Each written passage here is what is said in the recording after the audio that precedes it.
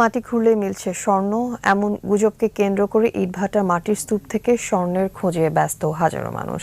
ঘটনাটি ঠাকুরগাঁও জেলার রানীশংকৈল উপজেলার কাতিহার এলাকার। পরিস্থিতি সামাল দিতে শনিবার রাতে ভাটা ও আশপাশের এলাকায় ১৪৪ ধারা জারি করেছে প্রশাসন। ঠাকুরগাঁও প্রতিনিধি এস.এম. জসিমউদ্দিনের পাঠানো তথ্যচিত্রে আরও জানাচ্ছে সমর ইসলাম।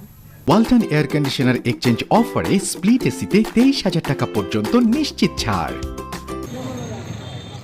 মাটির নিচে লুকিয়ে আছে সোনা, অনেকেই তা পেয়েছেন। এমন লোভনীয় গুজবে হাজারো মানুষ হুমড়ি খেয়ে পড়েছেন।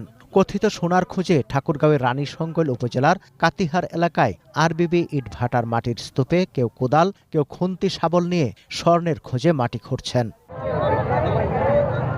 ইটভাটায় পাহাড়সম মাটির স্তূপগুলো রাতে জ্বলজ্বল করে। মানুষের হাতে থাকা টর্চ লাইট ও মোবাইল ফোনের আলোয় আলোকিত মাটির স্তূপ।